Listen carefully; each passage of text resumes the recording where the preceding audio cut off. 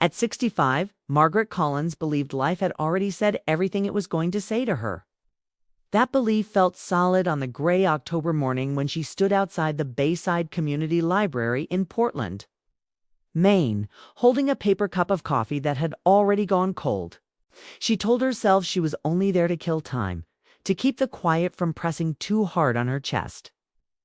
Still, something about that morning felt unsettled, like a pause before a sentence finished itself. Inside the library, volunteers moved boxes and laughed softly.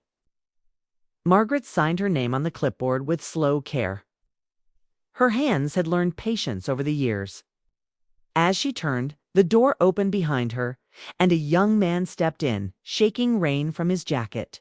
He looked around, unsure, then smiled an apology to no one in particular. That smile lingered in the room longer than it should have. His name was Ethan Brooks.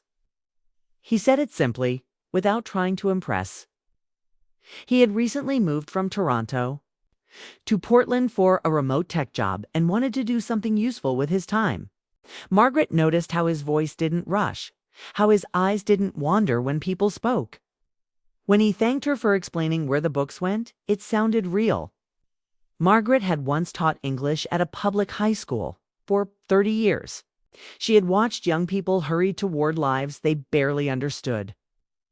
She thought she was done learning anything from that age. Yet when Ethan carried boxes beside her, matching her pace without comment, she felt an old curiosity wake up, quiet, but alert. She reminded herself to stay distant.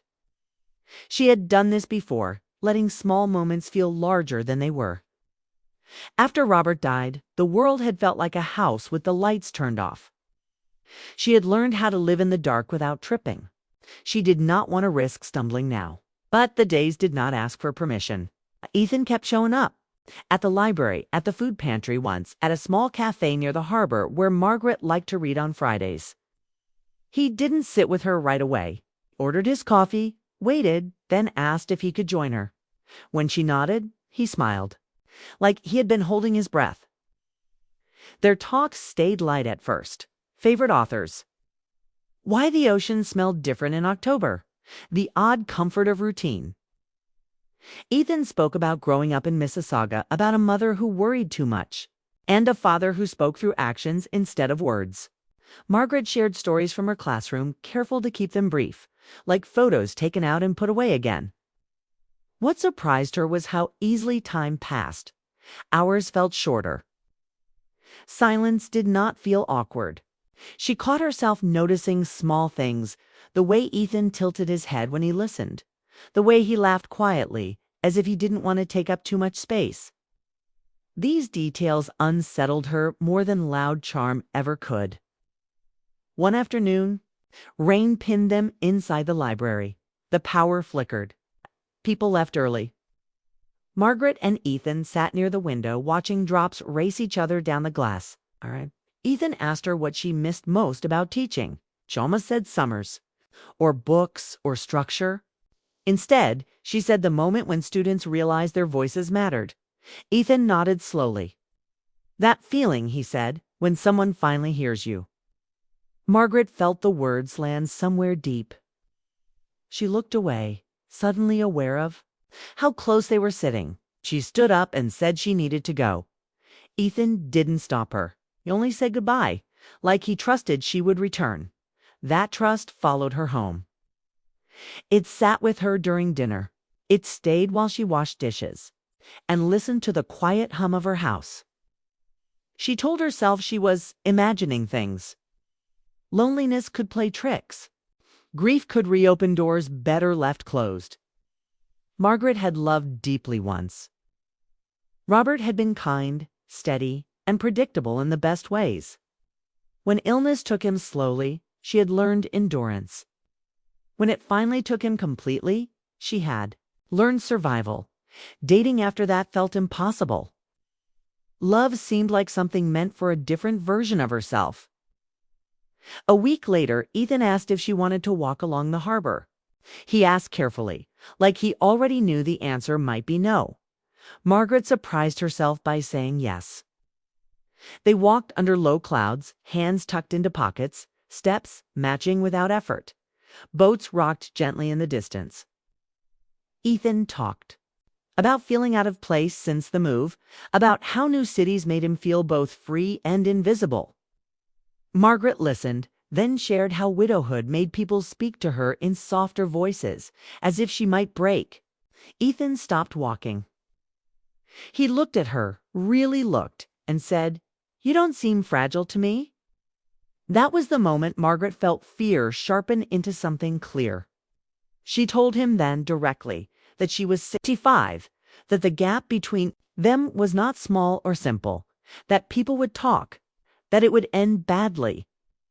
Ethan listened without interrupting. When she finished, he said he already knew her age, said he wasn't blind. He also said age explained years, not hearts. Margaret shook her head. She told him she had lived enough to know how stories like this ended. He didn't argue. He only said, "I'm not trying to write a story. I'm trying to tell the truth." They parted quietly. No promises, no drama, just a question left hanging between them. 4 days after, Margaret avoided places she might see him. She read too much, slept too little. She told herself she was protecting both of them. Still, when her phone buzzed, her heart jumped before her mind could catch up. When Ethan finally sent a message, it was short. He asked if she was okay. Nothing more. Margaret stared at the screen for a long time before replying yes. She didn't add anything else. The next time they met was by accident. At the grocery store. They smiled, awkward but warm. They spoke about apples and weather and nothing important. Yet when they said goodbye, Margaret felt a pull she could no longer ignore. That night, she opened an old photo album. Pictures of her and Robert, at different ages. Happiness looked different in each one, but it was always there when she allowed herself to see it. She wondered when she had decided happiness had an age limit. The following week, a letter arrived from Chicago. Her daughter Emily's handwriting filled the envelope. Margaret knew before opening it that this letter would not be simple. Emily worried. Emily noticed things. Emily loved her fiercely. Margaret held the letter against her chest, feeling the weight of it. Outside, the wind moved through the trees, restless and alive. Margaret understood then that whatever she chose next would change more than one life. She took a breath, sat down, and opened the envelope. Unaware that the words inside would force her to decide whether she would keep hiding from love or finally let it speak again.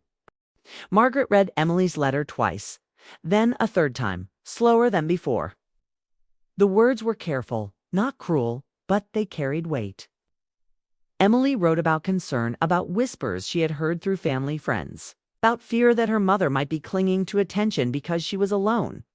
She wrote that she trusted Margaret, but trust did not erase worry.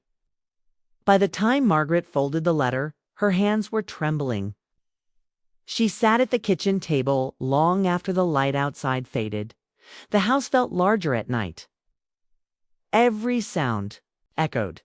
She told herself Emily meant well. She also knew her daughter saw her as fragile, as someone who needed protection. Margaret had spent years being strong in quiet ways, and it hurt that those years were invisible now. The next morning, Margaret did something she hadn't planned. She stopped going out. She skipped the library shift. She avoided the cafe. By the harbor, she took longer routes to the store. It was easier to disappear than to explain. She convinced herself that stepping back was the mature choice, the kind choice. She believed pain could be prevented if she acted early enough. Days passed, then a week. The silence pressed harder than expected. She missed Ethan's calm presence, the way he listened without fixing. She missed how normal she felt around him. That scared her most of all. On a quiet afternoon, a knock sounded at her door. Margaret froze. She knew who it was before she opened it. Ethan stood on the porch, hands in his jacket pockets, eyes tired but steady. He looked relieved when she met his gaze. "I won't stay long," he said. "Just wanted to know if you're okay."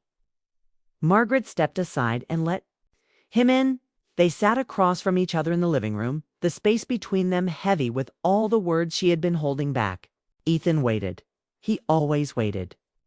She told him about Emily's letter, about the fear of becoming a mistake people talked about how she had already buried one great love and did not know if she could survive losing another, even if it ended quietly.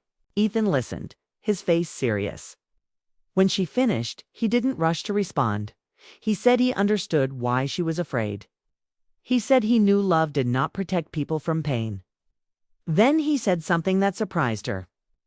"I'm not asking you to promise anything," he said.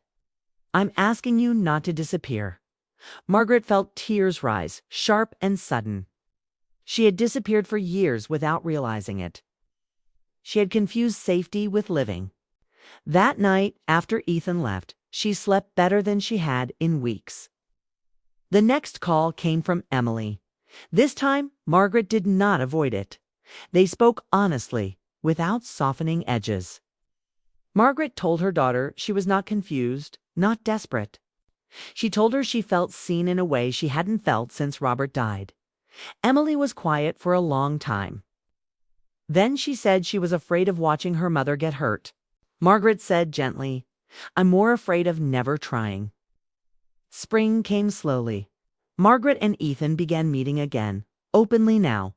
Walks, dinners, shared errands. Some people smiled at them. Others stared. Margaret noticed how often women her age were expected to shrink, to step aside. She also noticed how much lighter she felt when she refused to do so. Ethan met Emily during a weekend visit. He was respectful, calm, and honest. He didn't try to win her over. He answered questions directly. Emily watched closely. By the end of the visit, she wasn't convinced, but she wasn't angry either. That felt like progress. Time did what time always does. It moved forward. Margaret found herself planning again. Not far ahead, not wildly, but enough to feel alive. She laughed more. She slept better. The grief she carried for Robert did not disappear, but it softened. Love no longer felt like betrayal. One evening, Ethan took Margaret to a quiet overlook. Above the ocean, the air was cool. The water stretched wide and endless. He told her he didn't know what the future looked like, only that he wanted to face it honestly. He asked her to marry him without kneeling, without speeches, just truth. Margaret felt fear, yes, but also clarity. She had lived long enough to know that certainty was rare. Courage mattered more.